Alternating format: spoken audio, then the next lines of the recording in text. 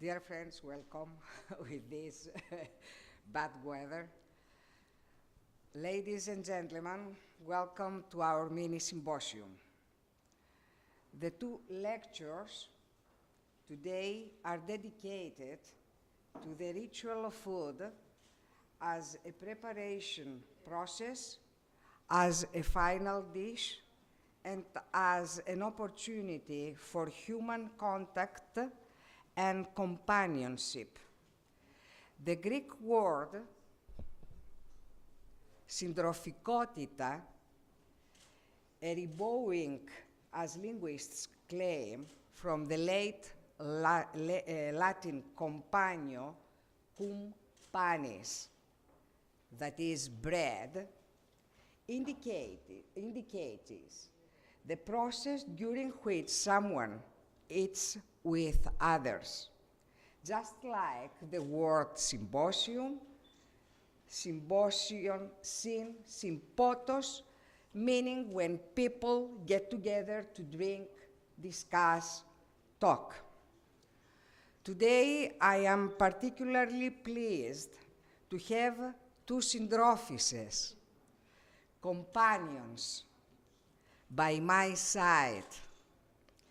We have eaten and continue to eat bread together.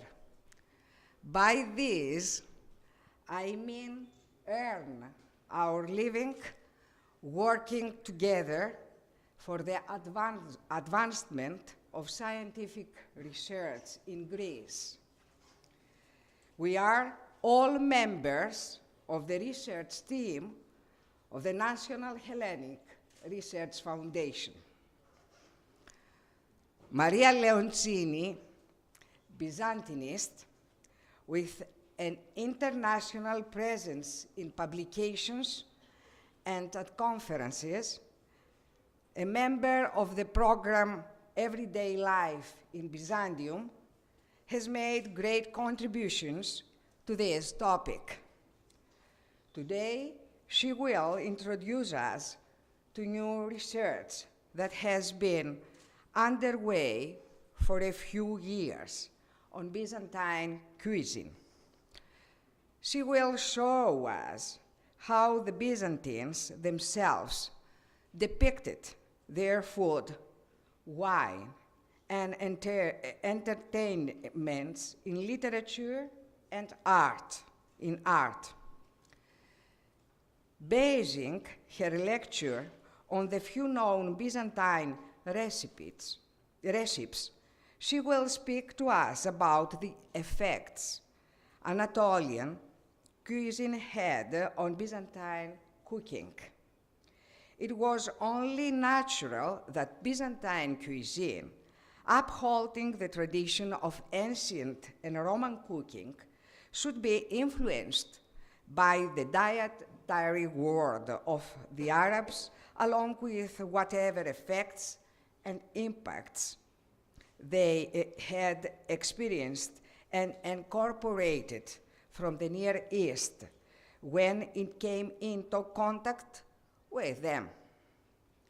The connection between these worlds, Byzantine, Arab, Indian, inevitably also highlights cultural links which, beyond the narrow limits of diet, portray religious perceptions of clean and unclean foods, as well as regulations imposed by the corresponding religions of these nations.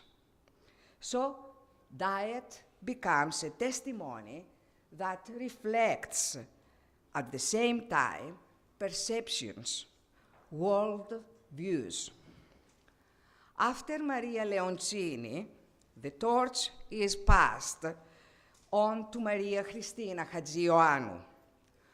Maria-Christina Chatziioanou is a historian of modern times, involved with commercial networks.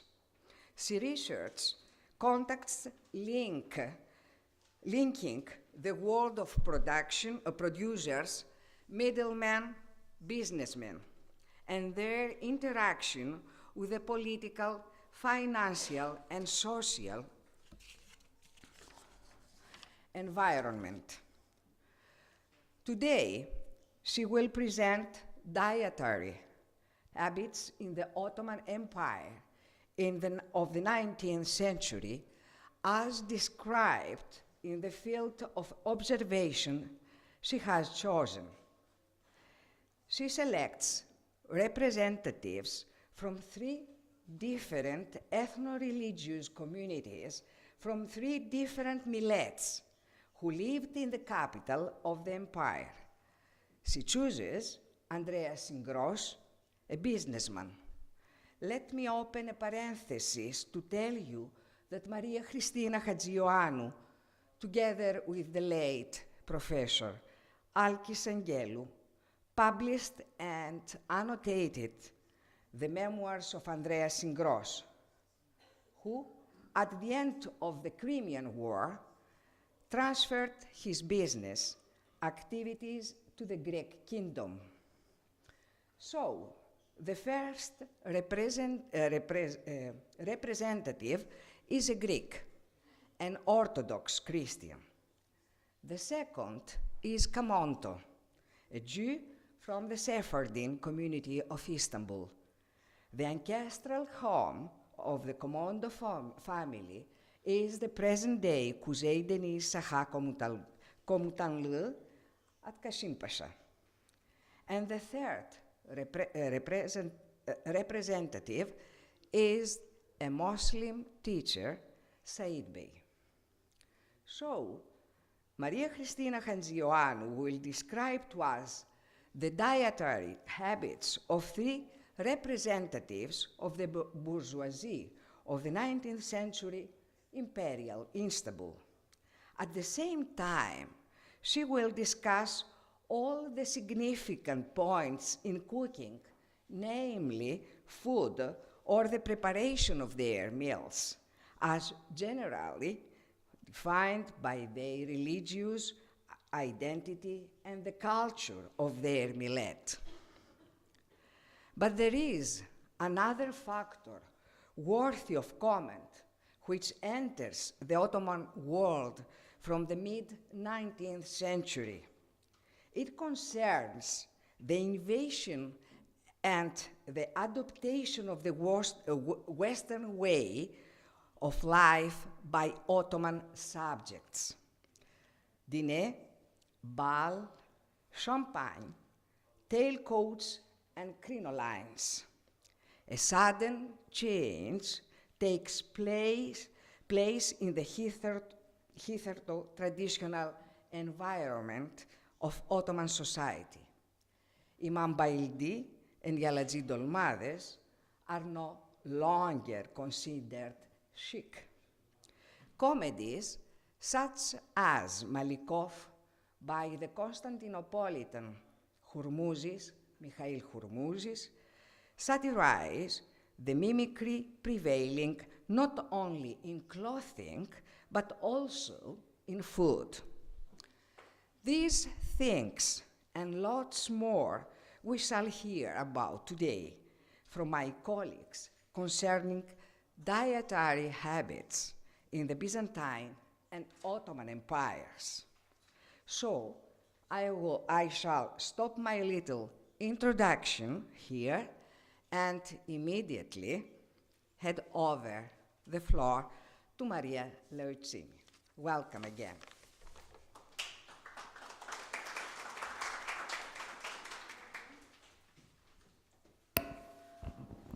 Thank you so much. Good evening to everybody. And I'm starting right. The cultural features of Byzantium were shaped by the ancient Greek traditions, mainly of the Hellenistic times, were also defined by the Roman concept of state and sealed by the Christian religious teachings. These key points, each one in its own way, influenced the Byzantine nutritional traditions, along with the historical circumstances, which secured the supply of the basic Mediterranean diet staples of grain, wine, and olive oil. The feeding regimes were moreover formed by the local habits and traditions, as well by the dissemination of the regulations sustained by the Church, which denounced excesses and prohibited the consumption of animal products and any rich nutrition in the periods of fast. Fasting was applied to laymen for about half a year, and much more for the clergy and monks. Already in the 4th century, the Cappadocian Fathers demonstrated their disapproval on the over-elaborated opulence and the trend of pouring the dishes with Indian flavors, arguing that the miropole, that means the sellers of perfumes and medicinal products, were serving more the cooks than doctors. In this paper, we will examine what is an Indian flavor for the Byzantines. We will also see the meaning of the less frequently reported epithet Saracen relating to certain foodstuffs. The integration of excessive eating habits in the dietary regimes presuppose the market adequacy in local and imported food products. Among foodstuffs traveled from long distances were spices and less often sugar and agricultural products. The latter began to spread from the 10th century. In reality, the expansion of Eastern trade started to intensify after the 8th century, at the time of the Arab expansion around the Mediterranean Sea. Certainly, the spice market was an enterprise of ancient origins and of great cultural and economic significance that largely depended on governmental policies and economic stability.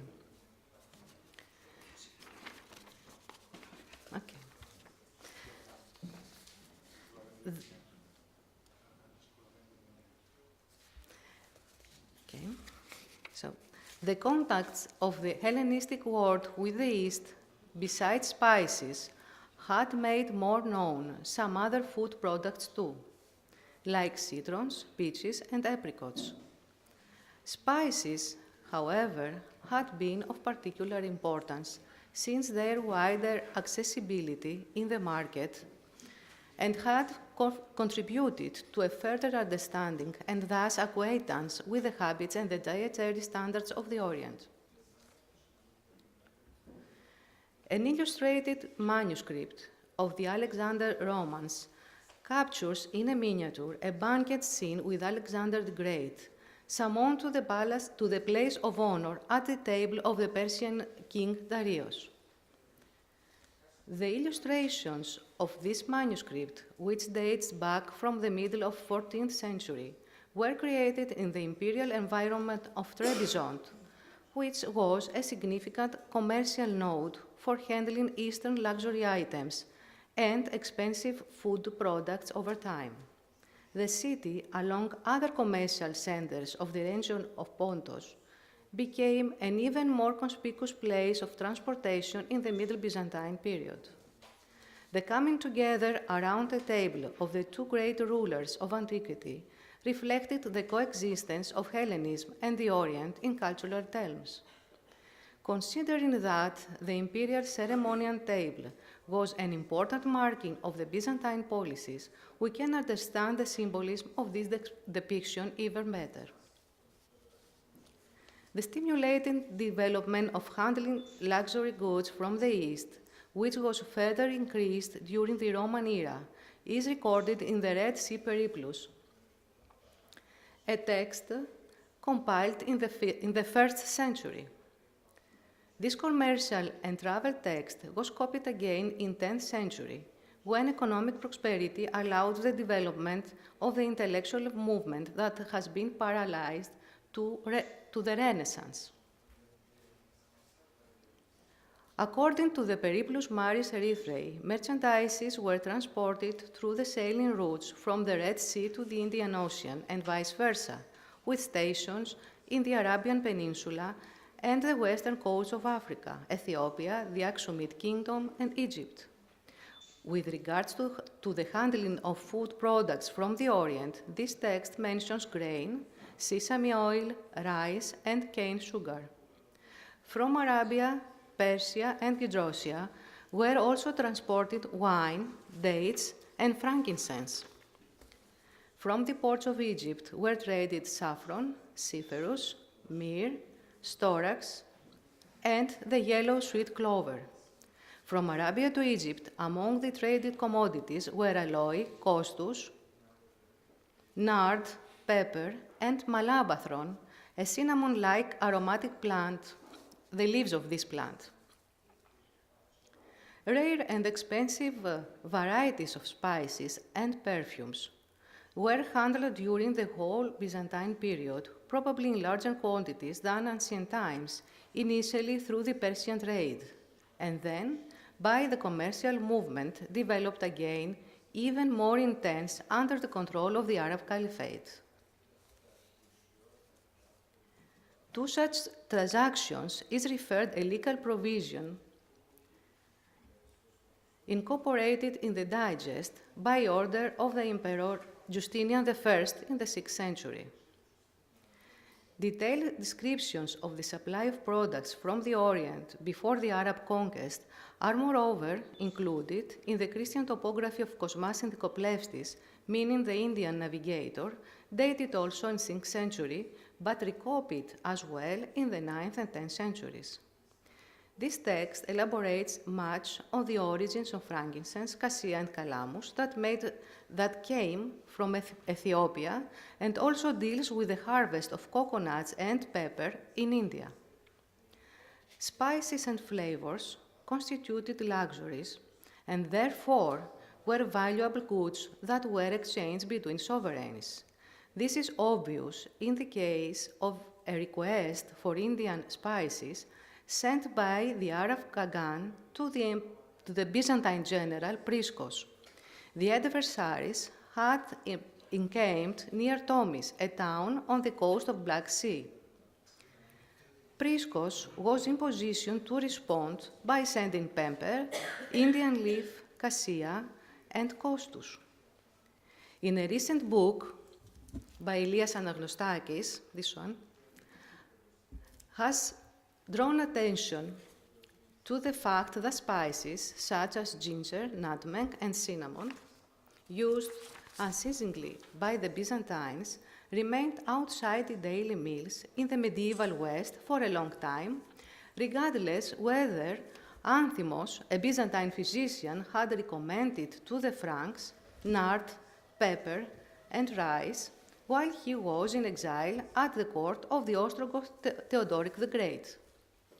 The close interest on spices, aromatics, and sweeteners is furthermore apparent in the systematic Byzantine commentaries of ancient medicine studies and the Byzantine dietary treatises. Spices were among the ingredients of the recipes for meals and drinks suggested by Hierophilos, another 6th century physician, who recommended what to eat every month of the year. For example, broths with pepper, cinnamon, nard, and carnavadion from the Orient, meaning cumin, were suitable for the diet plan of January. Old wine mixed with honey and conditon, coming from the Latin condimentum, meaning seasoning, consisting of pepper, cinnamon, nard, and also carnavadion, was proposed as a beverage suitable to drink in March. Different versions of this beverage are found in the Byzantine sources, such as the cumin-flavored brew called kiminothermion by the poet Ptochoprodromos. Moreover, as shown in Geoponika, the Byzantine farming manual, composed from the excerpts of ancient agricultural literature and edited in the 10th century, there existed recipes for flavoring wine with nard, costus, cinnamon, myrrh, and other spices. Another somewhat similar drink, called efkraton, meaning well mixed, mentioned in the 9th century rule of the Studious monastery, was prepared like a decoction only with water and pepper, anise, and cumin, and was proposed for the Holy Lent days. Far more extensive was the variety of the beverages recorded in Arab recipe collections, which were made from pomegranates, lemon, and syrups. Speaking of the Christian monastic diet, it should be noted that vegetarian dishes were not part of the Arab cuisine, but were introduced to Arab recipe manuals as being popularized by the Nestorian Christian doctors and considered to be suitable for monks and patients. Such a simple meal was the soup served in monasteries, always without meat, called hyosoumion, the soup of saints, with stewed onions, aromatic herbs, and only 3 drops of oil, according to Ptochoprodromos. The soup was poured over slices of dried bread, which have been placed in a deep plate until they were completely covered. Bread, probably dried, was a basic component of the traditional meal of the Bedouin cookery called tharida, a broth soup, though not with onions, but with meat, usually spiced, to which, according to a hadith, the Prophet Muhammad likened his favorite wife, Aisha, saying that she surpassed all the other women, just as tharida excelled all other delicacies. Meat used in the Bedouin diet was provided by sheep, cattle, goats, camels, and game. Among the most preferred was gazelle, a kind of antelope. There is an episode in which the Ghassanid king Arethas offered camel meat to the Patriarch of Antioch, although he was aware of the clergy's abstinence from meat. Fat, and indeed the fat coming from the sheep tail, as also meat, sour milk, and yogurt, were also materials frequently used in the Arab cuisine from the early times and are found in recipes which appear after the 8th century. Pork, which was beloved by the Byzantines, was traditionally excluded from the Arab diet. By contrast, the Arab dishes prepared with meat and milk were unknown to the Byzantines. The use of fat, as also the rare and most expensive butter, was on the other hand common for both Byzantines and Arabs. The ideals of the moderate use of herbs and spices in diet, prescribed by the dietitians and defined by the monastic rules, did not stop the appetite of the wealthy social groups and the imperial court for seasoned dishes. Spices and herbs appear even among imperial booty.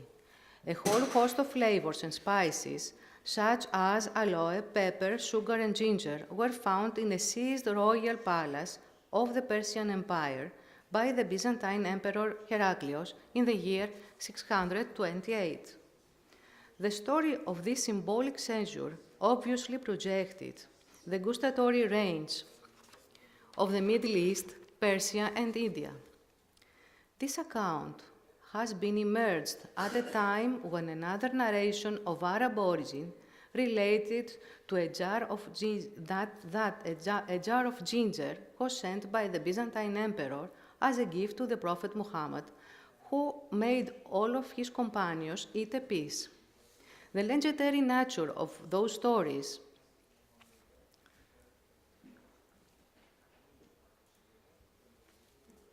the legendary nature of those stories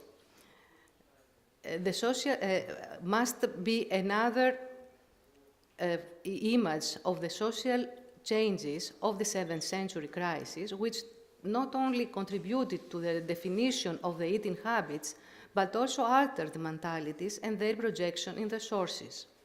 The Arab cuisine started to become also more complex and elaborated.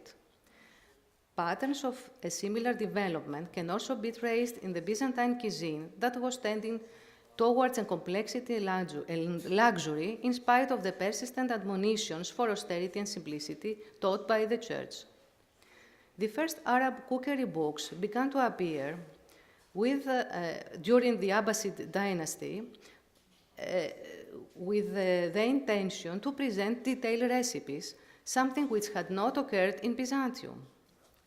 The writing of these books proves that urban leisure classes created high cooking traditions by collecting, transforming, and elaborating traditional local or regional dishes. As already said, a similar path that was followed by the Byzantines, except that the information in question is more indirect, since they have not left any books with recipes for us to study. The first known Byzantine cook with special culinary skills, alluding to the importance of the cooks in ancient Greece and Rome, was working at an inn operating in the first decades of the 7th century. The inn functioned probably within a mensio of the imperial dromos, the Roman cursus publicus in the province of Galatia, an interregional travel area for trade too. This cook was famous for the preparation of dishes served with elaborate sauces, and for the luxurious meals flavored with myrrh, what we call Smyrna. Immediately after this period, we progressively come across practices evoking a gourmet cuisine in the Byzantine imperial entourage adapted to the official ritual procedures.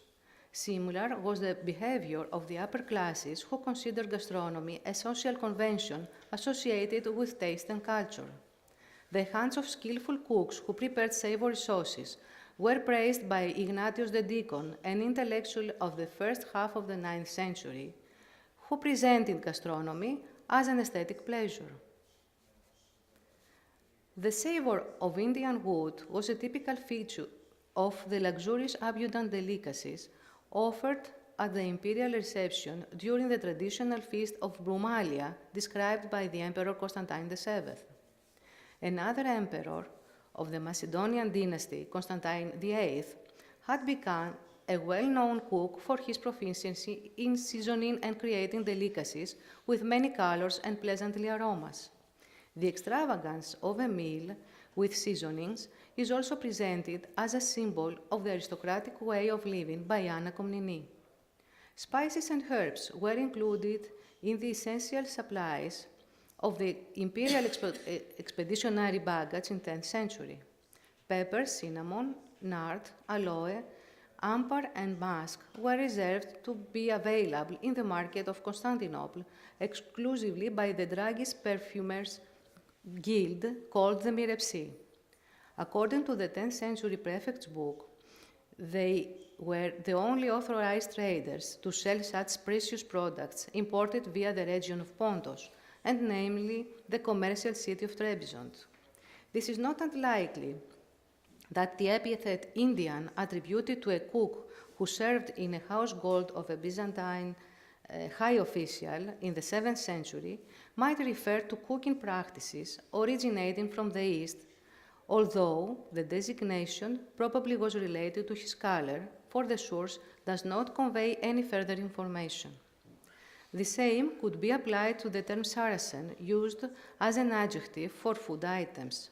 The term Saracen, denoting the Arab provenance of a sweet called paloudakion, is found in the dream book of Ahmed, dated to the late 9th or 10th century, and again in the poems of Tochoprodromos.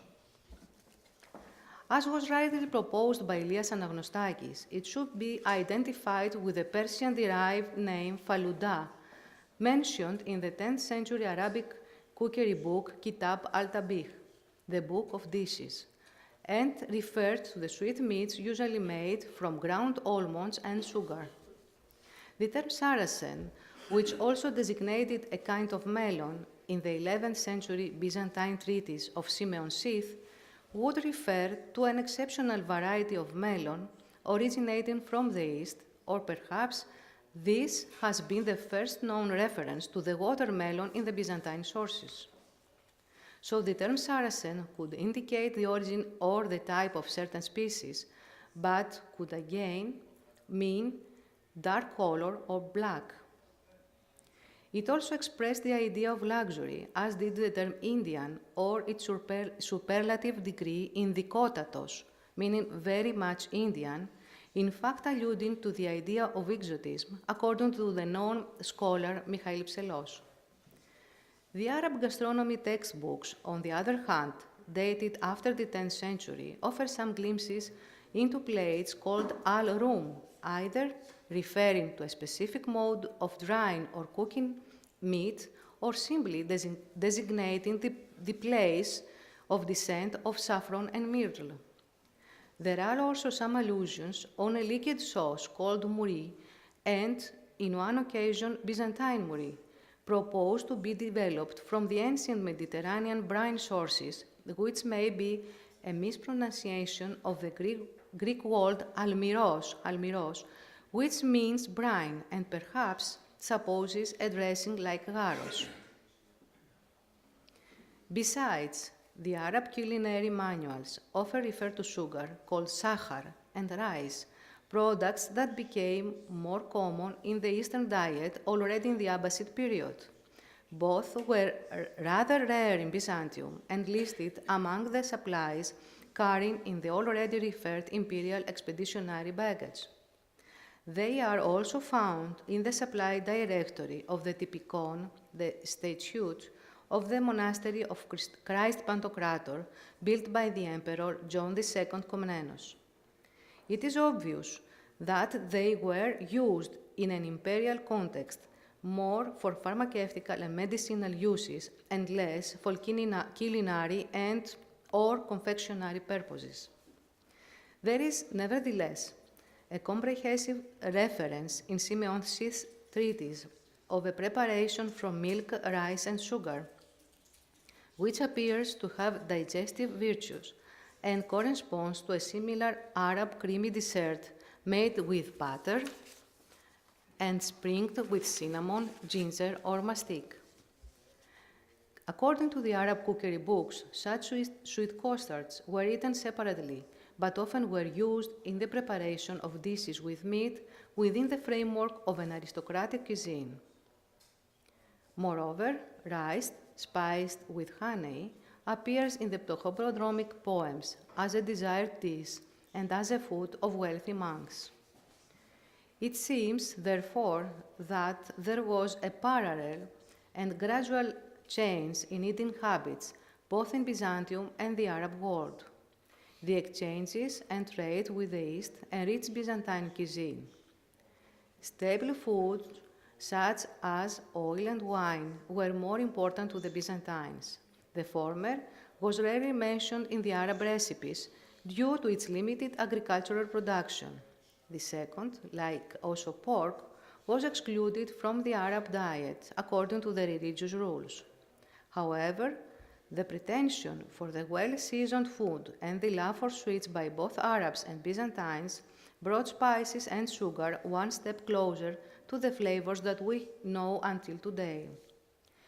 It is also obvious that in the Arab, as well in the Byzantine cuisine, there was an everyday preference for poultry, contrary to the diet containing fish that was quite common in Byzantium, although there existed relevant Arab recipes.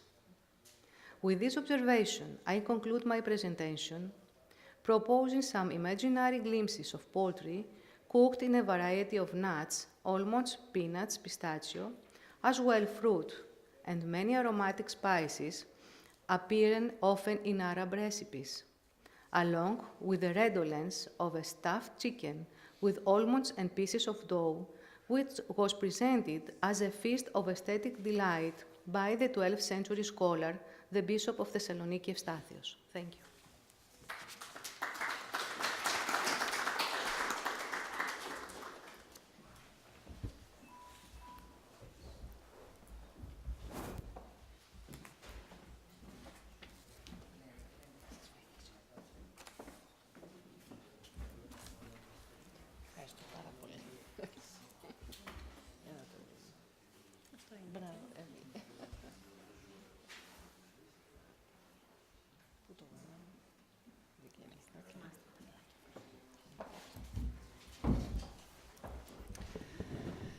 Well, I would like to thank you warmly for all of you for coming tonight under such difficult weather conditions.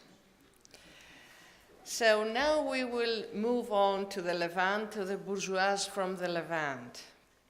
Since a great part of our life goes around meals, everyday meals, family meals, festive meals, business meals, A great lot has been written about meals as part of everyday habits and culinary tastes in a historical perspective. So as a historian and a great fan of well-prepared meals, I will challenge some thoughts on this issue. My presentation will focus on the stories of three bourgeois men from Istanbul in a comparative perspective from the 19th century to the beginning of the 20th century. Starting from the existing literature on these three bourgeois men, one Greek banker, one Jewish banker, and a Turkish bureaucrat. These three agents in Istanbul shaped modernization in the Tanzimat era, 1839-1876, stemming from commercial and bureaucratic bourgeoisies. All of them were in constant interaction with the Ottoman state and its institutions, and that formed their common background. Now, the historian Fatma Göçek's argument about the emergence of a segmented bourgeoisie, increasingly split on religious line between a Muslim bureaucratic group and a largely Christian and Jewish commercial one, is a starting point for me. The proposed Ottoman westernization is mainly analyzed through ideas, institutions, and economies, and corresponded to cultural and ideological assets. We may identify westernization in material culture of households and cultural resources like culinary tastes, fashion, and knowledge of European languages spread among elite bourgeoisie in Istanbul. So this segmented commercial origin bourgeoisie like Syngros and Camondo, and bureaucratic-oriented bourgeoisie like Said Bey shared common characteristics and practices in their everyday habits and their standard of living. The organization of their meals, their invited guests, their table etiquette was much tailored by their religion, being Christian Orthodox, Jewish, and Muslim, as well as by an emerging modern public and private sphere. We may speculate that their cuisine shared common culinary tastes, common ingredients, and cooking recipes, although kosher and pork meat was not used in every table. The study of consumption of European goods offers us a vast ground of research, not only of sartorial goods that we usually know, but also regarding food and drink. Nonetheless, what we call Ottoman could be quite European sometimes regarding culinary tastes. But this is not my question here. My question is what bourgeois elite adapted and consumed regarding culinary tastes in Istanbul. Istanbul by itself created a common background for all bourgeois people, whether residing, working, or walking in Galata and Pera, a place that was of major importance for creating a new lifestyle in 19th century Istanbul, where European features of Istanbul were slowly created. Travelers' accounts at the beginning of the 19th century illustrated Galata as a filthy place composed almost entirely of ill-built wooden dwellings. Even in the 1830s, Galata possessed no European-style hotels, and travelers were obliged to stay in small rooming houses. The main commercial and pedestrian artery of European Istanbul, the well-known Grand Rue de Pera, was less than 3 meters wide, while secondary streets were much worse. The vast increase in commerce following the Anglo-Turkish Commercial Treaty of 1838 gradually began to transform Istanbul. It is known that foreign merchants and bankers of Galata controlled the organization of the Ottoman external trade through family or extended commercial networks. Obviously, the pictures are much later from what I'm talking now. Slowly, the arrival of foreigners changed social and economic conditions in Galata, like the price of rents, and street crime augmented. This newly created wealth, enhanced by the presence of Europeans, became gradually evident and helped to extend the vision of Istanbul's foreign community beyond that of merchant houses. It is reported that around the middle of the 19th century, European para-merchants, natives of Istanbul, launched an opera house and a philharmonic society. In 1849, the first private club in Galata, the Casino de Pera, opened the doors. Nonetheless, the increased foreign presence speeded the transformation of the area. New cafes were built along the Grand Rue de Pera, and a French restaurant opened right beside the convent of the Whirling Dervishes. The formation of foreign clubs and friendship societies and the visits of foreign tourists to Istanbul all reinforced the general ascendancy of a new amalgamated culture, transforming Galata from an oriental area where Franks happened to live into an area that had become, at least in culture, cosmopolitan. The immediate effect of the transformation of Galata upon the rest of Istanbul is difficult to determine. Well-to-do bourgeois Turks were increasingly attracted by European goods and European styles of life. The relevant historiography speaks now about a new segmented or not bourgeoisie of consuming elites.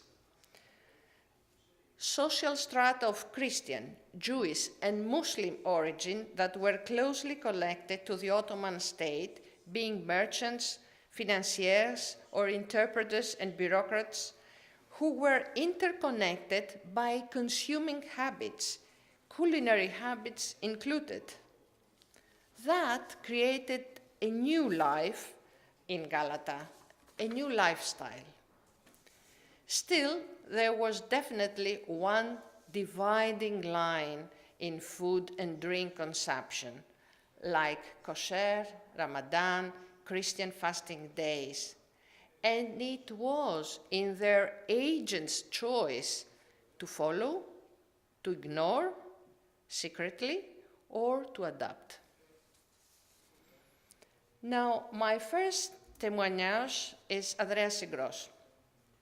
Andreas Syngros, born in Istanbul, 1830, died in Athens, 1899. He is the epitome of the successful businessman in the Levant, who originated from the island of Chios. Syngros was a shrewd entrepreneur and well-known public figure in Greece in the last quarter of the 19th century. He was elected as a member of the Greek parliament and gave substantial financial support to the foundation of hospitals, charitable and reformatory institutions. The personal narration of a 19th century Levantine entrepreneur, an agent of the Ottoman Empire's business culture in the modern Greek state, has bequeathed a precious source of everyday life in Istanbul and Eastern Mediterranean, among others. His view and narration of economic and social conditions in Turkey, Greece, and Europe are deeply conditioned by his Istanbul life experience. Syngros narrated his own story of the successful Chiot entrepreneurial diaspora in his memoirs, the only known memoirs of a Greek businessman in the 19th century, which throw an intriguing light on business practices and social culture. Syngros illustrates in his memoirs a set of beliefs, customs, practices, and behaviors that existed within his bourgeois environment at his time. He refers mainly in the Greek circles of the Ottoman Empire and the Greek diaspora. Now, his story is connected to the destruction of Chios in 1822, that his family was expatriated from their native island. His life, together with a group of Chiot merchants, revolved around two main geographical points: the island of Syros, the principal and largest commercial port of the independent Greek state, and cosmopolitan Istanbul. The economic growth of the first Greek commercial port, Syros, is mainly attributed to Chiots. So, Chios, Istanbul, Syra, is constructing an important Chian migration. Chios was producing a unique product, mastic, and very good quality citrus trees. Citrus trees products that had great influence in certain aspects of Ottoman culinary habits, especially in the patisserie. Syngros in his memoirs underlines the belief that he stems from this Chiot entrepreneurial and cultural legacy. Syngros also identifies himself through his origins as an expatriate, self-made Chiot businessman. The symbolic legacy carried by Andreas Syngros is a complex one. The Chiot trade diaspora had its origins in Istanbul, dating back to the Byzantine Empire and the period of the Genoese Maona of Chios, which was closely connected to the Genoese group in Galata. The Chiot business network developed in the ports of the Ottoman Empire in correspondence with the ports of Western Europe. The Chiot business network accumulated vast collective experience and knowledge and created a unique business culture. Long-lasting business experience and tradition was maintained and transmitted through family networks. Now, here in this occasion, we will get into another aspect of Greek Ottoman culture through different kinds of meals that bourgeois people like Syngros had in the Levant. Did these meals create a common social background? That seems evident from Syngros' memoirs. Concentric circles and networks were interconnected through marriages and best man relations, and that sociability led to eating, drinking, and toasting together. Did these bourgeois people differentiate socially through dining privately in their houses and in social events? It seems that they did differentiate in food quantity and variety from lower social strata and their customary everyday meals in Istanbul. Now, regarding customary habits, it is testified around the beginning of the 20th century that an ordinary family meal in the Levant, meaning Constantinople here, could be fried fish and rice, while in the evening, waiting for their dinner, people like to eat grilled chickpeas and pistachios. Coffee drinking in Istanbul is often reported as a main characteristic of social life, as well as ice cream eating from street vendors. In order to compare with lower social strata, we note that a hamal in the same city would eat onions, cheese, and 200 grams of bread. Now, everyday habits regarding meals were culturally and socially determined. For instance, in Pisa, Italy, a young Greek Levantine student, Andreas' Syngros' father, would eat bread and milk and some boiled meat, warm or cold, almost every other day. Fulfilling simple culinary desires was difficult in the 19th century, even for a professional doctor like Andreas' Syngros' father. He would have difficulties later on in his life to feed his family with some sausages, eggs, chicken, and rye bread.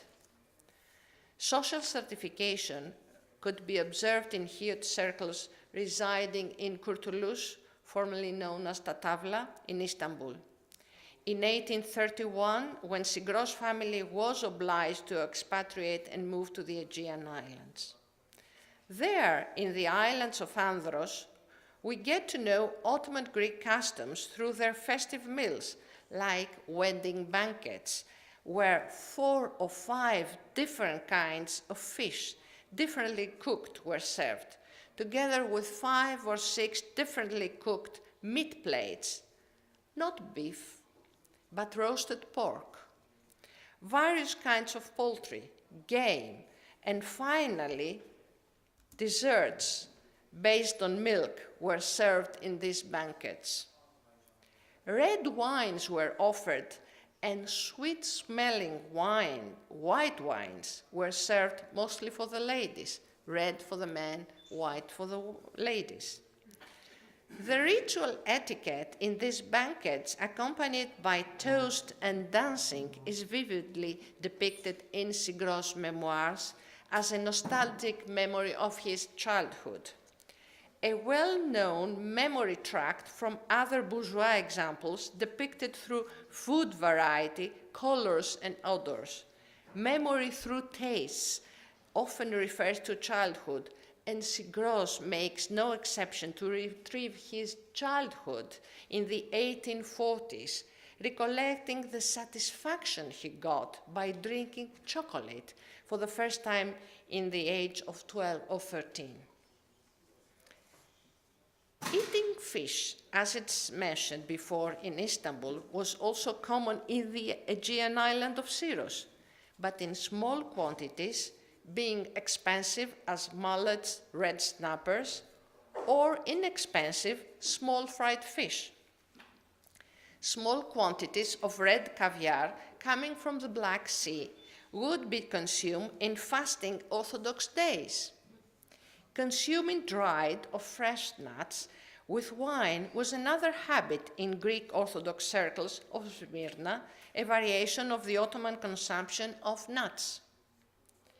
When Syngros began working as an employee in a merchant house in Istanbul in 1845, he reports that he had a very modest lunch consisting of bread, cheese, caviar, and olives in a nearby Armenian grocery. Coffee and free tobacco was also included in large breaks for the merchant employees at his time. Now, good cooking was also another bourgeois feature that could be accredited and praised in Greek merchant houses, like the Roukani house in Fener, where Syngros tasted a rather disappointing variety of veal with tomato and rice. He didn't like it at all. Or a delicious, well-cooked pilaf with meat, apricots, and almonds in Apalira's house, in another house. European standard patisseries were already operating in Stavrodromi, Pera, Istanbul, responding to Franks' consuming habits and spreading new culinary tastes. Syngros admired these quality sweets.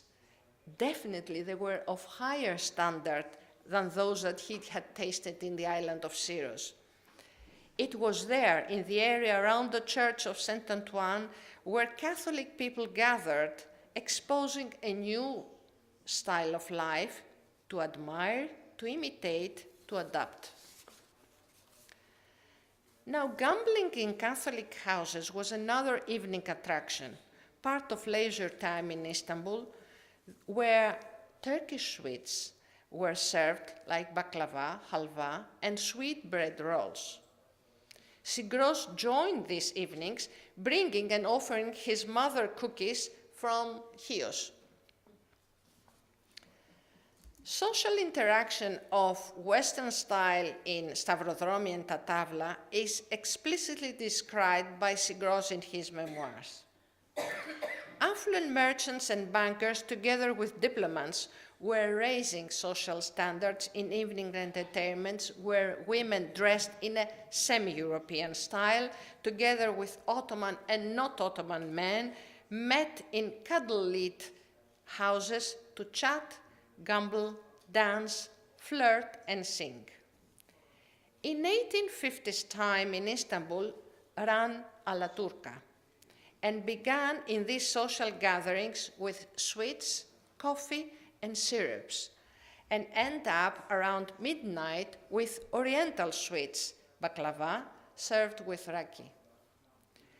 Food was rarely served in these evening entertainments. In rare occasions, would serve red brick, caviar, olives, pickles, roasted poultry, and strong local wine.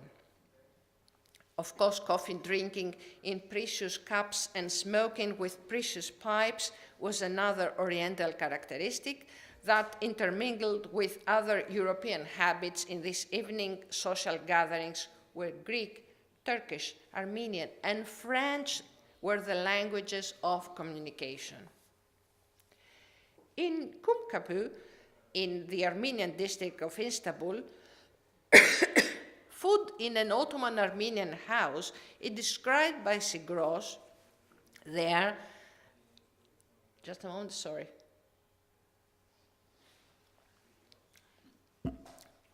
There, they offered food whenever a guest appeared, in big portions, but with no luxury.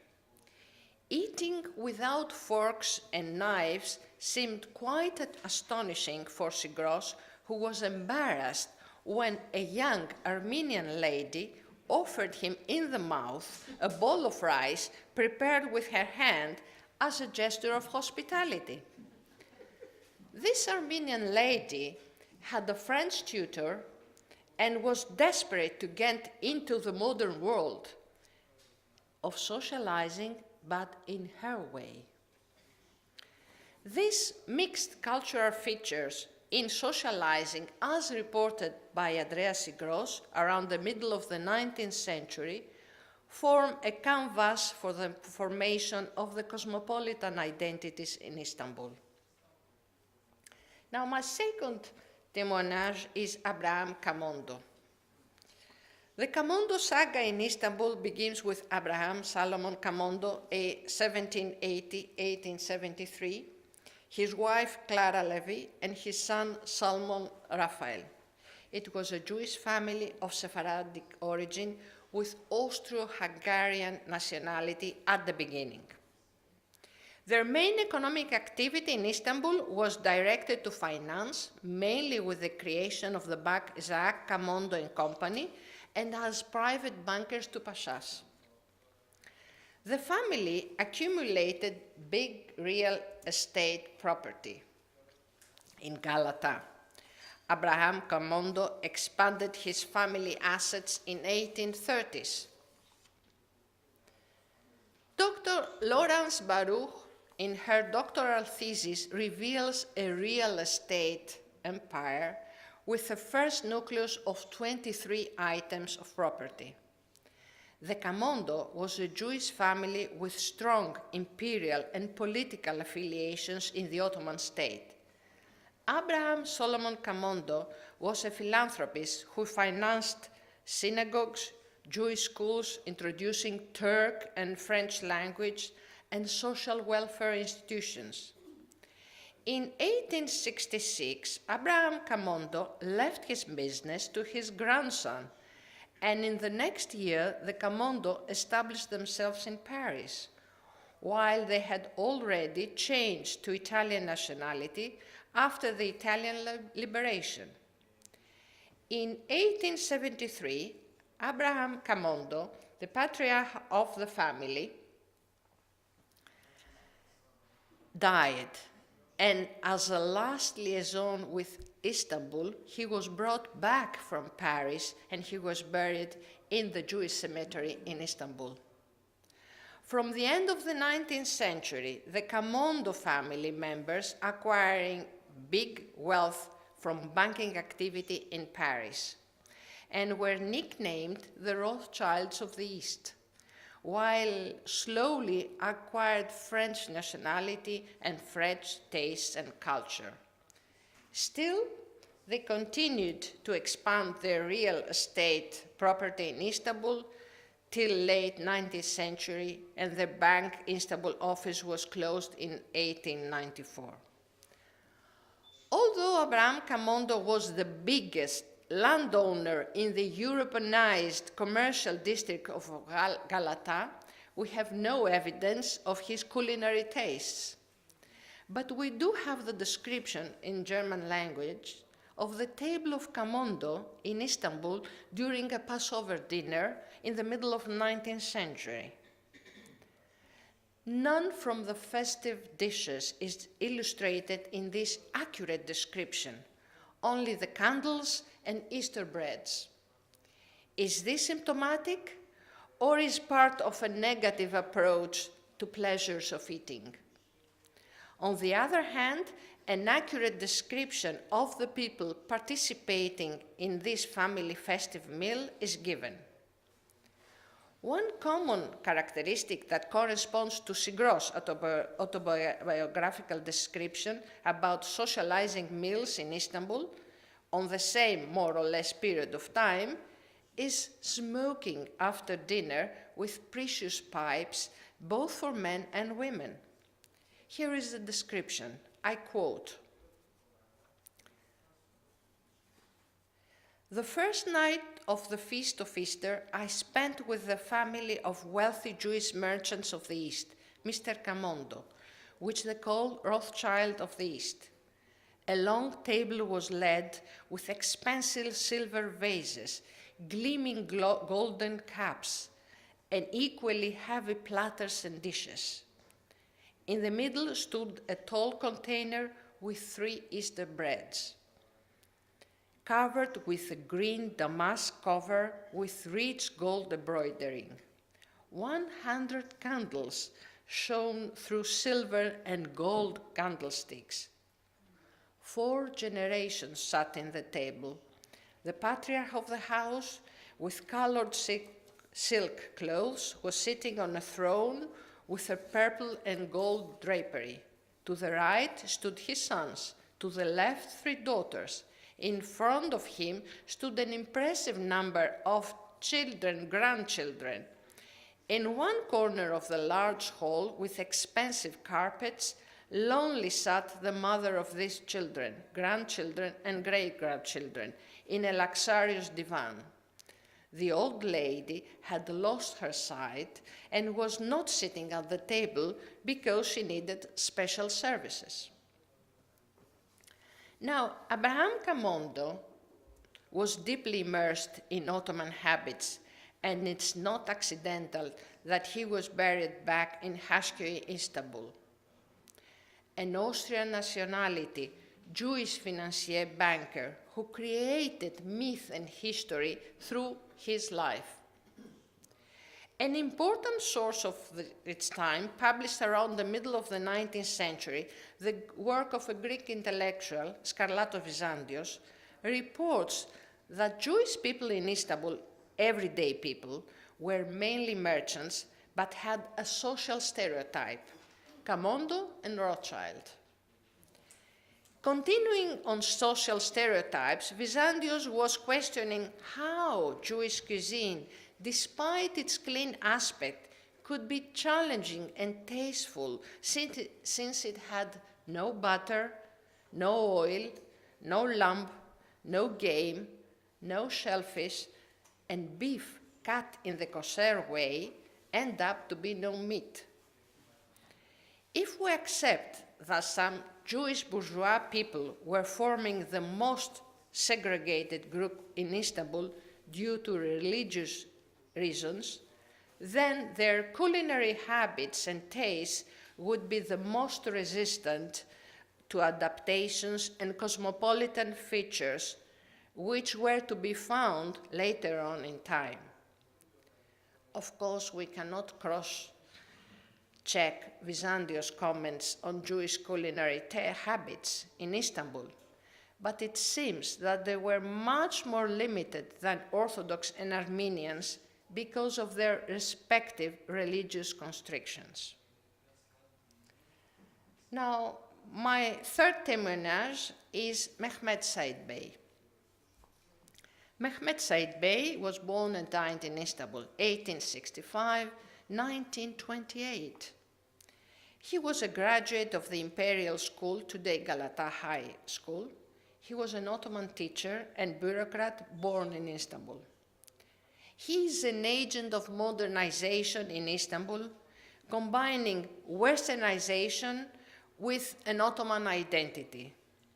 He had a piano, he kept a diary, he enjoyed going to the cinema, he had a friend teacher to his children.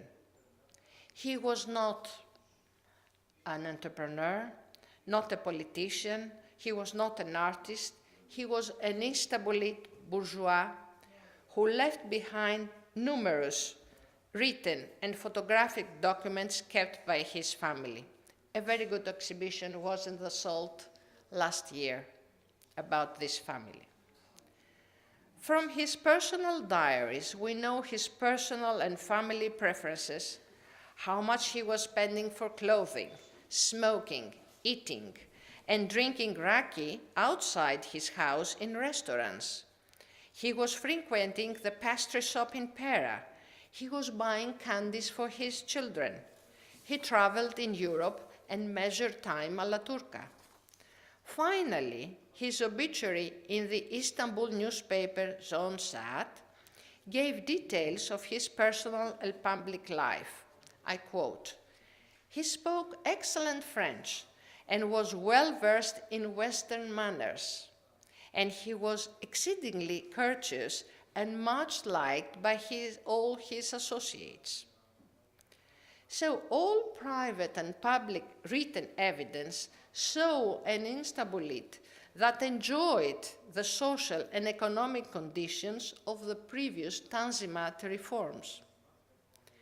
In 1927, in Kadıköy, 1 year before his death, Said Bey wrote to his daughter Semiramis, "I no longer get pleasure much out of my life. The Muhurdar Club in Kadıköy here was closed, so I sit with your mother at a seaside table in one of 5 other empty clubs, and we look at sea, bored and sad as the waters darken. Then we go home." This is a bourgeois Turkish who sees the end of his life. He had enjoyed a life full of worldly pleasures. As an epilogue, I would form one hypothesis, starting from the Greek intellectual Skarlatos Vizantios. He was an acute eye of that time. He would obviously talk about Turks, Greeks, Armenians, and Jewish people in Istanbul. The main culinary differences between Ottomans and Westerns were found in table-laying etiquette, the variety of cutlery, variety and quantity of food. Adaptations of Western culinary habits did not happen all at the same time for all ethnic religious groups in Istanbul. It was slow and reciprocal, since certain elements, mainly dictated by religious rules, resisted more. Bourgeois people in Istanbul fashioned and consumed a varied cosmopolitan cuisine in private and public meals, creating at the same time a castle of ethnic appropriation. Nowadays, writings about culinary habits and recipes often slide towards nationalistic appropriations, like who invented baklava, similar to who invented penicillin. The difference, schematically speaking, is that baklava is tested in vivo, and penicillin is tested and invented in vitro. So, studying in a comparative perspective a Greek financier, a Jewish financier, and a Muslim bureaucrat may be enlightening regarding their religious differences and cultural adaptations in their style of life in a common bourgeois background in Istanbul from the middle of the 19th century to the eve of the 20th century. Syngros transferred himself to Greece. Camondo transferred to France. And only Said Bey remained in Istanbul to see political, social, and economic change in Istanbul after the establishment of the modern Republic of Turkey in 1923. And you will see there Le Triomphe de la République at the Triomphe de la République. This is actually a picture of the time that I'm speaking. Thank you very much.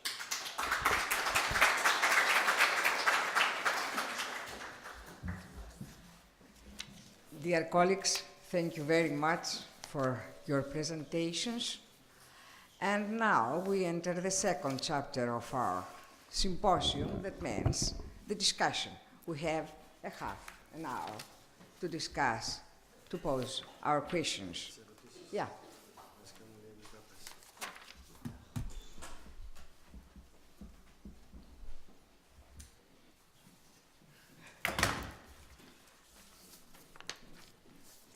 There is no question. Ah, okay, thank you.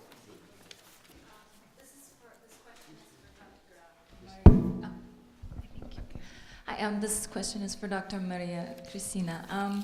I don't know if this is within your sort of field of research, but the sort of cultural amalgamation, the reconciling of religious and cultural differences at the table among the bourgeois, did that same sort of pattern occur among the lower social strata? Did that kind of amalgamation kind of trickle down beyond the bourgeois social classes? Maria-Christina. That was a comment, and it was a right comment. Also, social strata, lower social strata differentiate religiously. So what you said? Yes, and also as well as culinary. In culinary habits, you mean? Yes. Yes, of course. Everybody, because religious restrictions, but it depended to the agent, to the person, to the people, to follow the religious restrictions, to adapt, or secretly not to follow them. Because even lower social strata could not really depend on their religious restrictions. How many did they drink in their house or publicly? This I cannot test, but the bourgeois people have written it down, so I have the evidence. That's the thing. I'm not sure if the Hamal would drink also, or he was a faithful Muslim and he wouldn't drink, or Jewish people would never eat lamb or shellfish. Okay, thank you.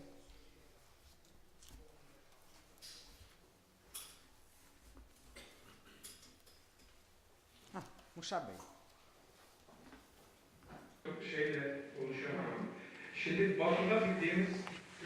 We know that there is a bourgeoisie in the Western world, and I believe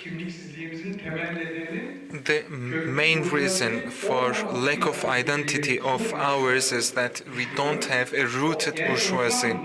In the Ottoman period and during the Republic Turkey,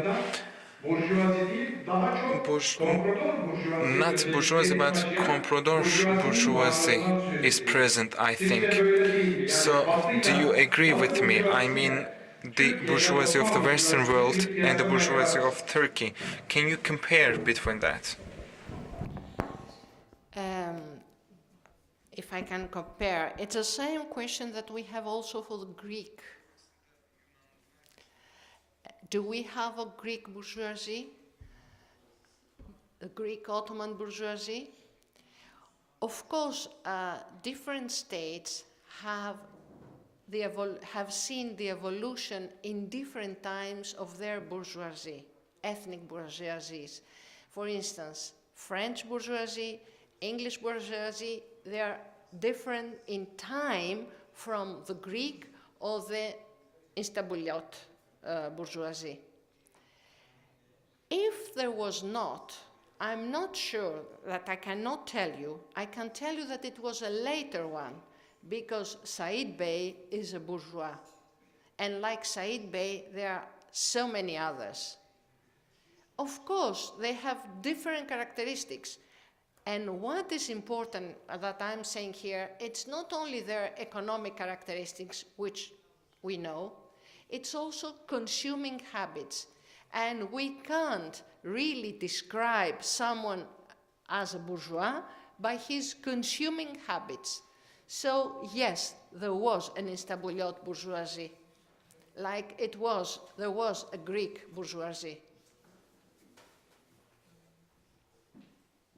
I don't know if I answered your question. Musa Bey, tamam mı?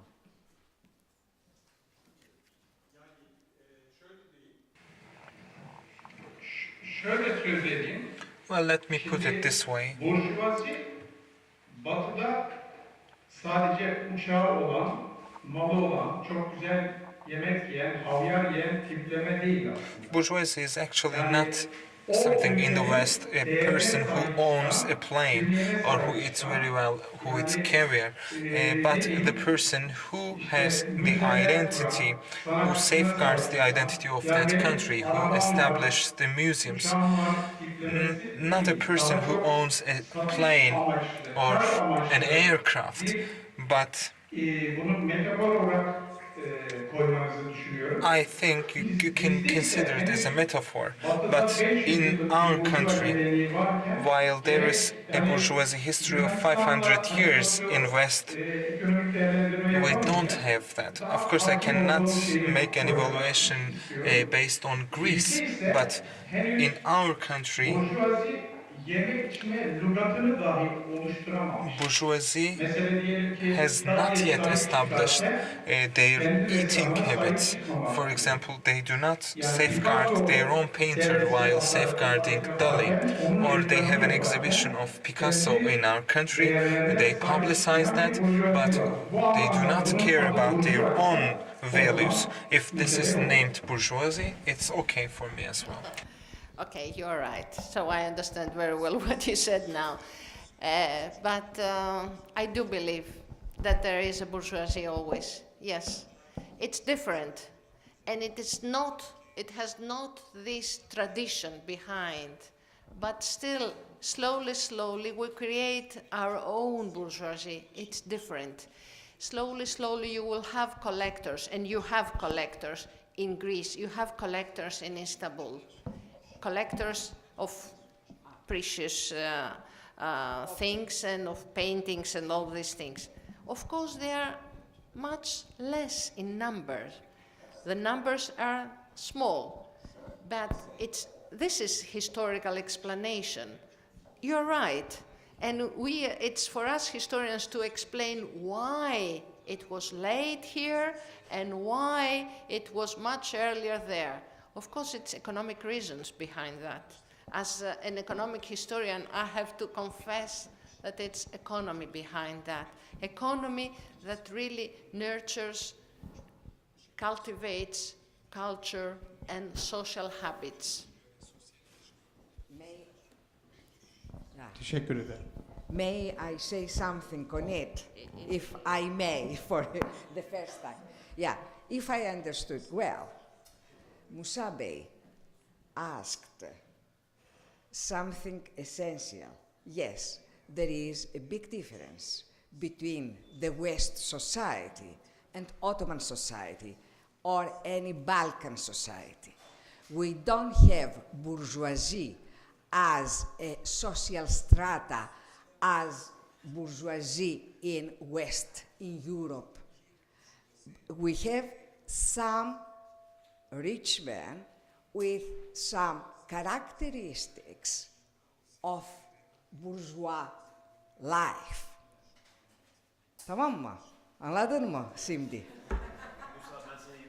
Haklısın. Tamam. Başka? Thank you very much. You are very, very courageous public, I have to say. Thank you very much.